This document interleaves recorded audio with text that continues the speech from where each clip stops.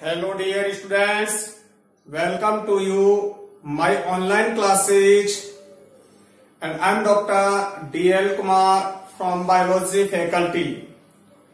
Dear students, we are discuss the unit sexual reproduction in flowering plants. And now today we are discuss the topic development of embryo in monocotyledons या monocotyledon plant. Dear students, we are discussed in previous video development of embryo in dicot plants, and now today we are discuss development of embryo in monocotyledon plant. Monocotyledon plant में किस तरीके से embryogenesis होती है उसी का discuss हम आज इस वीडियो में करेंगे।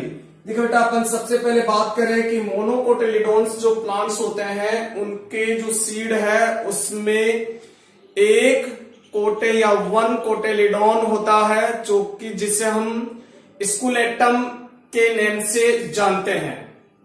ठीक है, देखिए अपन बात करें सबसे पहले the ilium type of embryonic development. तो देखिए बेटा, जो इलियम जो प्लांट है जो कि कैसे है, मोनोकोटिलेडोन है या मोनोकोट्स है, types of embryonic development is found in monocotyledons. तो देखिए बेटा, इलियम फैमिली जो है उसमें अपन ने सबसे पहले मोनोकोटिलेडोन्स में एम्ब्रियोजेनेसिस की स्टडी की, इस कारण से इलियम टाइप जो है एम्ब्रियो अपन कहते हैं। ठीक है, देखिए अपन इसमें डेवलपमेंट कैसे होता था। The first division is transverse division in oospore and result two cells embryonic या embryonal cell and basal cell. देखो बेटा, ये जाइगोट है, फर्टिलाइजेशन के पश्चात जो जाइगोट बनता है ये ट्वेन है, डिप्लॉइड है जो कि जाइगोट है। इससे एम्ब्रियो का डेवलपमेंट होना है, तो इससे पहले ये oospore का फॉर्मेशन करता है। oospore ये एक प्रोटेक्टिव कवर है इसके चारों ओर, और साइज इंक्रीज हो गई और ये oospore में बदल गया। oospore में फर्स्ट डिवीजन जो होता है वो ट्रांसवर्स डिवीजन होता है, तो ये ट्रांसवर्स डिवीजन हो गया जिससे एक एपिकल सेल और एक बेसल सेल बनती है। इसे अपन टर्मिनल सेल भी कह सकते हैं, एपिकल सेल कह सकते हैं, इसे बेसल सेल या सस्पेंसर सेल कहते हैं। ठीक है, तो अप साइड में या टर्मिनल पोजीशन पर एक एम्ब्रियोनल सेल बनती है, और जो बेसल पोजीशन है उस बेसल पोजीशन में सस्पेंसर या बेसल सेल बनती है।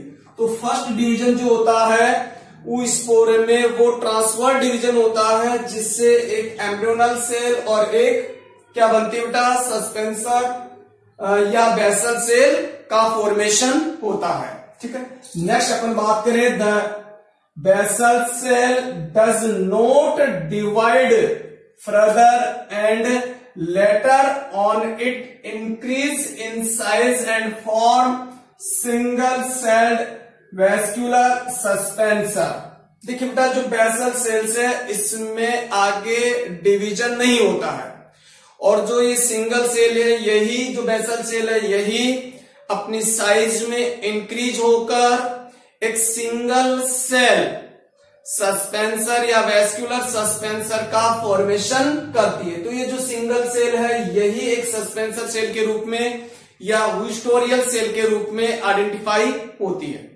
तो देखिए, मोनोकोट्स जो है इसमें जो बेसल सेल है इसमें आगे कोई डिवीजन नहीं होते, जबकि अपन डाइकोट्स में अपन बात करें तो यहां पर अनेक ट्रांसवर्स डिवीजन होते हैं जिससे 6 से 10 सेल युक्त क्या होता है भी सस्पेंसर होता है। यहां सिंगल सेल सस्पेंसर होता है।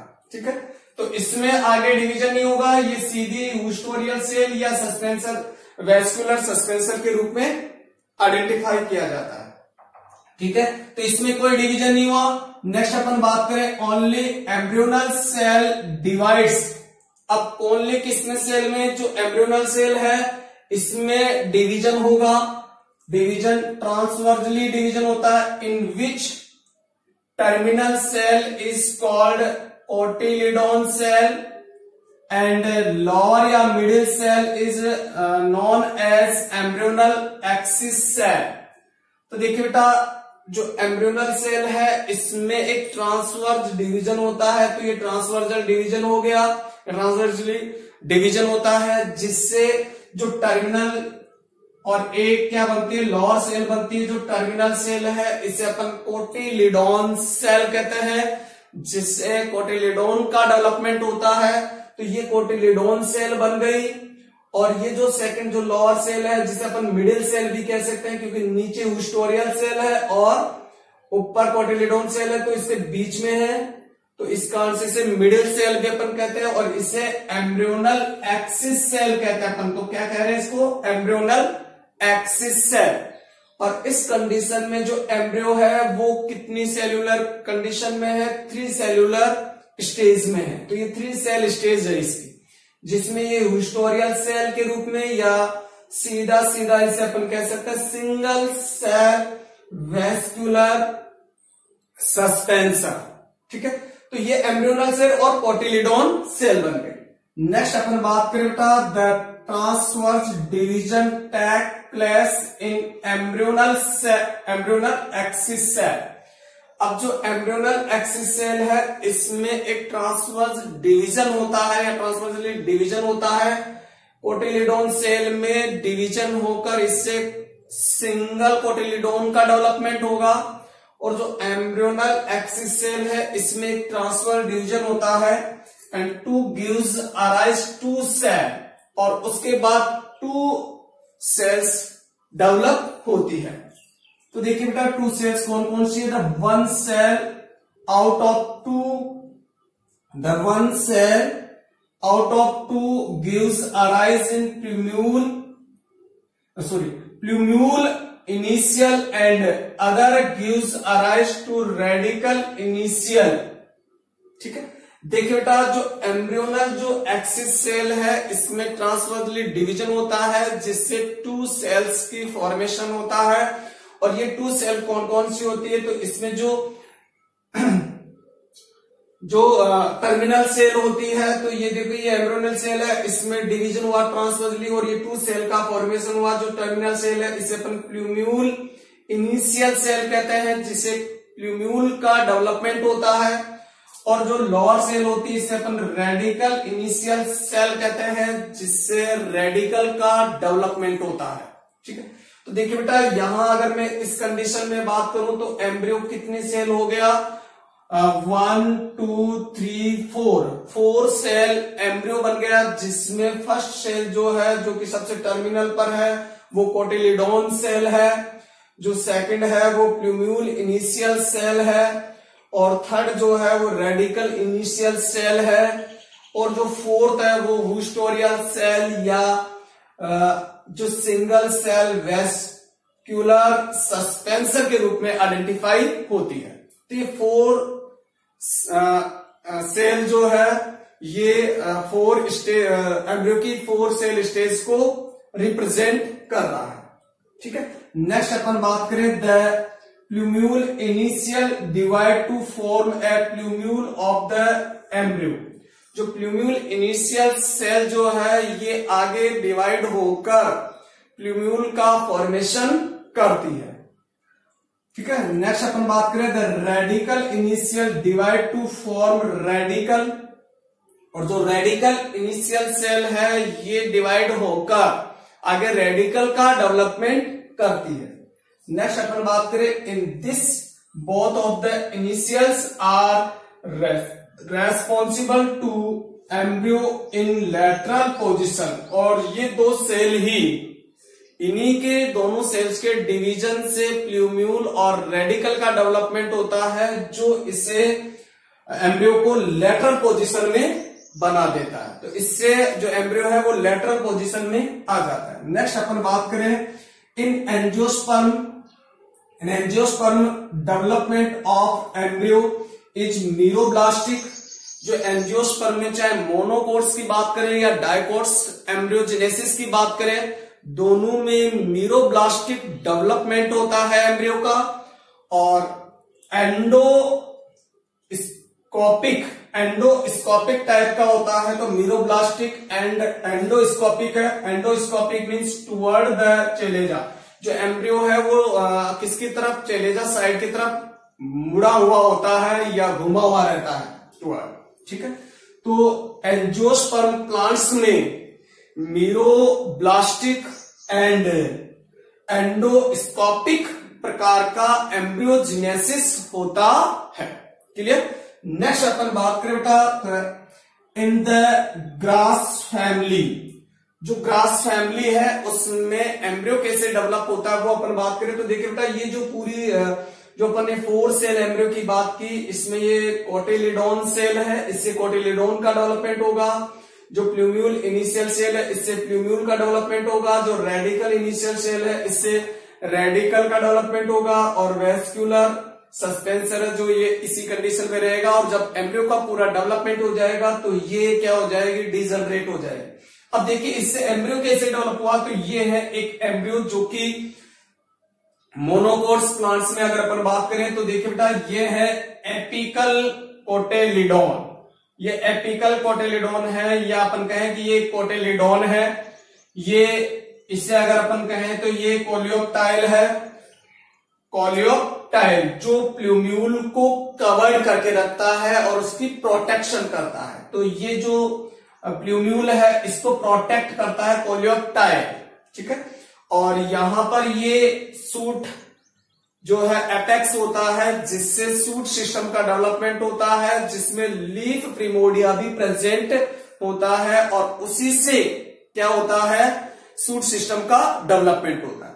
तो जो कोलियोप्टाइल है, इस कोलियोप्टाइल ये एक प्रोटेक्टिव कवर्ड है, किंतु इसमें जो होते हैं माइक्रोस्कोपिक टाइप के छोटे छोटे पोर्स प्रेजेंट होते हैं जिससे लीफ का डेवलपमेंट हो सके, ठीक है। तो ये कोलियोप्टाइल है, ये प्लूम्यूल हो गया। और ये हाइपोकोटाइल है, ये जो प्लूम्यूल और जो कोटिलिडोन है उसके बीच का एरिया है, ठीक है। तो प्लूम्यूल और जो कोटिलिडोन है उसके बिटवीन, उनके बीच का जो एरिया है उसे अपन हाइपोकोटाइल कहते हैं। ये रेडिकल है बेटा, ये रेडिकल हो गया। और रेडिकल के ये जो है अपन कहें रूट केप के रूप में है। और रूट केप के बाहर जो है वो है कोलियोराइजा। कोलियोराइजा जो है वो रेडिकल को प्रोटेक्शन करता, तो ये रेडिकल का कवर है। तो देखिए बेटा, कोलियोप्टाइल जो है वो प्लूम्यूल का कवरिंग है और जो कोलियोराइजा है ये रेडिकल का कवरिंग है और रूट के बीच में होती है। और अगर मैं यह बात करूं, ये तो था हाइपोकोटाइल और एक होता है एपिकोटाइल। सॉरी, मैंने हाइपोकोटाइल जो है वो थोड़ा सा उसे सही कर लें। हाइपोकोटाइल जो होता है वो रेडिकल और जो कोटिलिडोन है उनके बीच का एरिया हाइपोकोटाइल। और जो एपिकोटाइल है वो प्लूम्यूल और जो कोटिलिडोन है उसके बीच का एरिया है। तो हाइपो रेडिकल और कोटिलिडोन के बीच का एरिया है और जो एपिकोटाइल है वो प्लूम्यूल और कोटिलिडोन के बीच का एरिया है। क्लियर? थोड़ा इसको राइट कर लेना। और ये है बेटा वेस्क्यूलर सस्पेंसर। तो ये एक मोनोकोट प्लांट का एम्ब्रियो है। अब अपन ग्रास फैमिली में बात करें तो ग्रास फैमिली में इस तरीके का एक एम्ब्रियो का अपन जो है उसका एक डायग्राम बना देखते हैं। तो देखिए बेटा, in the grass family the cotyledon is called scutellum that is situated towards one side या lateral of the embryonal axis. तो देखिए बेटा, यह है स्कूलेटम।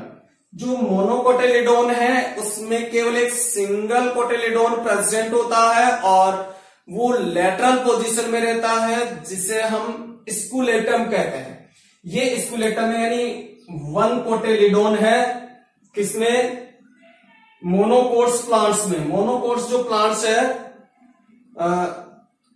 उनमें ये वन कोटेलिडोन्स है, जो कि एक तरीके से त्रिकोणीय ट्रायंगल शेप में प्रेजेंट होता है, और इसे स्कूलेटम अपन कहते हैं। Clear?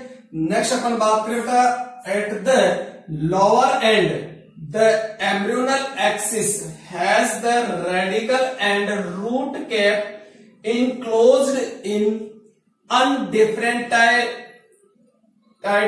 indifferentiated sheath called coleorhiza. तो देखिए बेटा, एम्ब्रियो जो एक्सिस है ये एम्ब्रियो एक्सिस के रूप में है, और इसका जो लोअर पार्ट की अगर मैं बात करूं तो लोअर पार्ट में रेडिकल है, रूट कैप है और कोलियोराइजा है। जो रेडिकल है और जो रूट कैप है वो एक अनडिफरेंटेड सेल से फॉर्मेटेड एक इनक्लोज या कवरिंग से ढके रहते हैं, जिसे हम कोलियोराइजा कहते हैं। तो ये कोलियोराइजा है, जिसे रूट कैप और रेडिकल क्या है? कवरिंग है, जिससे कि इससे जो सॉइल में जब ये एंटर करे तो उससे इसकी प्रोटेक्शन हो जाती है कोलियोराइजा के द्वारा। ठीक है। नेक्स्ट अपन बात करें the position on the the portion of the embryonal axis, the portion of the embryonal axis above the level of attachment of scrotum is the epicotyle। देखिए बेटा, the portion of the embryonal axis, जो embryonal axis है उसका वो portion जो कि plumule और जो कोटेलिडोन है उसके बीच प्रेजेंट होता है, उसे अपन एपिकोटाइल कहते हैं। तो देखिए बेटा, ये है स्कूलेटम, जो कि इसका क्या है? कोटेलिडोन है, और इसके ये प्लूम्यूल है, ये प्लूम्यूल है। तो इनके बीच का जो पार्ट है, इनके बीच का जो एरिया है, ये क्या कहलाता है? एपिकोटाइल कहलाता है।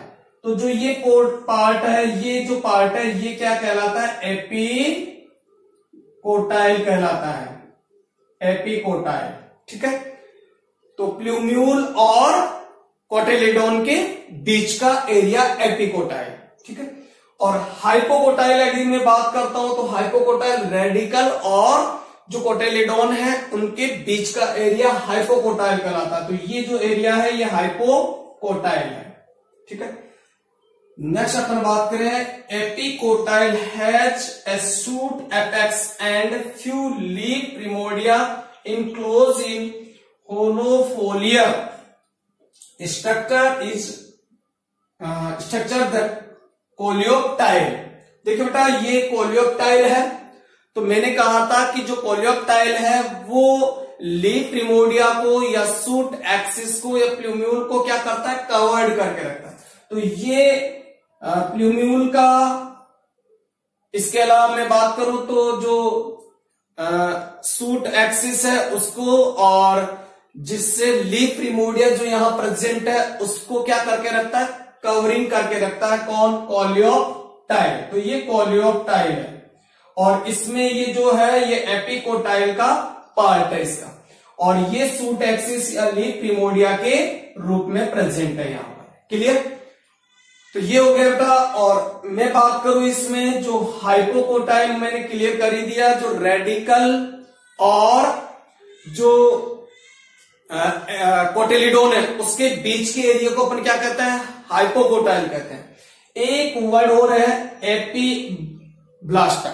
देखिए बेटा, एपीब्लास्टा ये एक जो सेकंड जो अपन कहें कि जो कोटेलिडोन है उसको रिप्रेजेंट करता है, पर ये रिड्यूसर कंडीशन में होता है। तो ये एक तरीके से अपहासित क्या है? सेकंड नंबर का कोटेलिडोन है, जिससे कोटेलिडोन डेवलप नहीं होता। तो देखिए, जो मोनोकोट्स प्लांट्स होते हैं उसमें केवल एक ही कोटेलिडोन होता है, जिसे अपन स्कूलेटम कहते हैं, और ये एक अपहासित कोटेलिडोन है जिसे अपन एपीब्लास्टा के नाम से जानते हैं। तो ये दूसरा कोटेलिडोन है जो इस तरीके से डेवलप होना था, परंतु ये कैसे रह रहा है बेटा? एक रिड्यूसर या डिजनरेट कंडीशन में रहता है। तो ये था बेटा ग्रास फैमिली का एक एम्ब्रियो, जिसमें ये सिंगल कोटिलिडोन है जिसे अपन स्कुलेटम कहते हैं, और जो प्लूम्यूल को, सूट एक्सिस को और लीफ प्रिमोर्डिया को जो कवरिंग रखता है वो कोलियोप्टाइल है। हाइपोकोटाइल जो रेडिकल और जो कोटिलिडोन है उसके जो बीच का एरिया है उसे हाइपोकोटाइल अपन कहते हैं। एपीब्लास्टा जो है ये सेकंड कोटिलिडोन को रिप्रेजेंट करता है, जो कि एक रिड्यूजुअल कंडीशन में है, जो कि एक डिजनरेट कंडीशन में प्रेजेंट होता है। रेडिकल, जिससे जो रेडिकल है ये क्या है, रूट सिस्टम का डेवलपमेंट इससे होना है। रूट कैप जो कि रेडिकल को प्रोटेक्ट करता है, जो मेरिस्मेटिक सेल होती है। कोलियोराइजर जो है रेडिकल और रूट कैप के चारों ओर कवरिंग रहता है, जिससे ये रेडिकल और रूट कैप को प्रोटेक्ट करता है।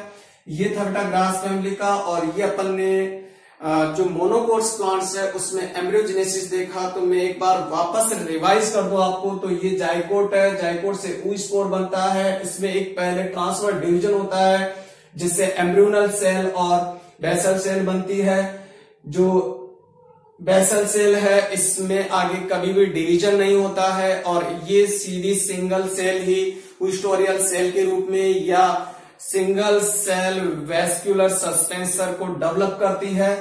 और जो एम्ब्रियोनल सेल है इसमें फिर एक ट्रांसफर डिवीजन होता है जिससे एक टर्मिनल कोटिलिडोन सेल बनती है और एक एम्ब्रियोनल एक्सिस सेल बनती है।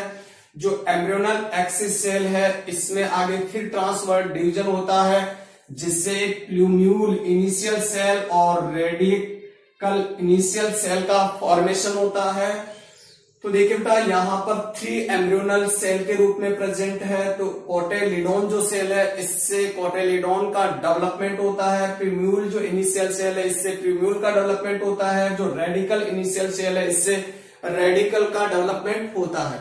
और जो ये oostoryal जो सेल है इससे एक सिंगल सेल वेस्कुलर सस्पेंसर बन जाता है। और इस प्रकार ये एक वेल अप टू डेट मोनोकोटिलिडोन जो प्लांट्स है उसमें इस तरीके का एम्ब्रियो प्रेजेंट होता है, जिसमें ये एपिकल कोटिलिडोन है, ये कोलियोप्टाइल है जो प्लूम्यूल को प्रोटेक्ट करता है, ये हाइपोकोटाइल है, ये रेडिकल है, ये कोलियोराइजा है और ये वेस्कुलर सस्पेंसर है।